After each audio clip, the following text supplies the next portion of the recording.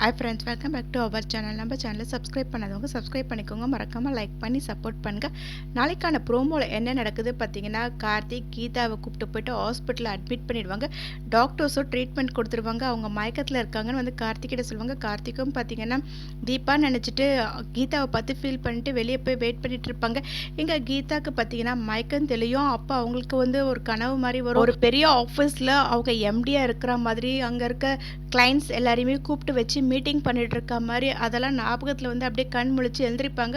Sister உள்ளே வருவாங்க. அப்போ கீதா சிஸ்டரை பார்த்துட்டு, நான் எப்படி இங்கே வந்தேன், என்னை கொண்டு வந்து இங்கே யார் அட்மிட் பண்ணது, போலீஸ் கூட்டிகிட்டு வந்து அட்மிட் பண்ணாங்களா அப்படின்னு வந்து கேட்பாங்க. அதை கேட்ட சிஸ்டர் வந்துட்டு, போலீஸ்லாம் ஒன்றும் கிடையாதுங்க, உங்களை உங்கள் ஹஸ்பண்ட் தான் கூட்டிகிட்டு வந்து அட்மிட் பண்ணாங்க அப்படின்னு சொல்லுவாங்க. அதை கேட்ட உடனே கீதா, என்ன பேசிகிட்டு இருக்கீங்க, எனக்கு இன்னும் கல்யாணமே ஆகலை அப்படின்னு வந்து இங்கிலீஷ்லேயே பேச ஆரம்பிச்சிருவாங்க. அப்போ கார்த்திக் உள்ளே வருவாங்க. கீதா கார்த்திகை பார்த்து, யாருங்க நீங்கள் என்னோட ஹஸ்பண்ட் சொல்லிட்டு என்னை இங்கே அட்மிட் பண்ணி வச்சுருக்கீங்க அப்படின்னு வந்து கேட்பாங்க. கார்த்திக்கு ஒன்றும் புரியாமல், கீதா பற்றி எனக்கு தெரியல உங்களுக்கு அப்படின்னு வந்து கேட்பாங்க.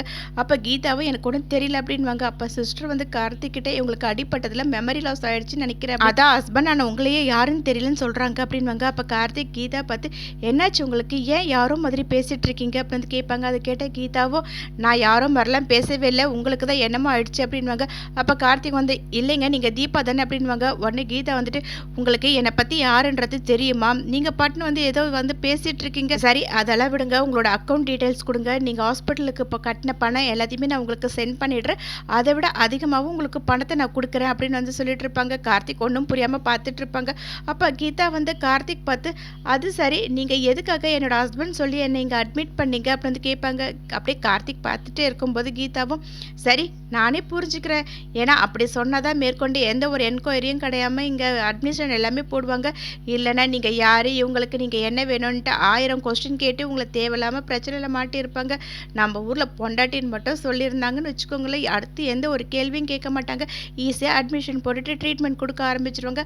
அதுக்காக தான் நீங்கள் இதெல்லாம் பண்ணியிருப்பீங்கன்னு நினைக்கிறேன் அப்படின்னு சொல்லுவாங்க. கார்த்திக் ஒன்றுமே புரியாமல் பார்த்துட்டே இருப்பார். இப்படி இந்த ப்ரோமோ எண்ட் ஆகும். நெக்ஸ்ட் எபிசோடில் என்ன நடக்கு தெரிஞ்சுக்க நம்ம லைக் ஷேர் பண்ணுங்கள், மறக்காமல் சப்ஸ்கிரைப் பண்ணிக்கோங்க. தேங்க்யூ.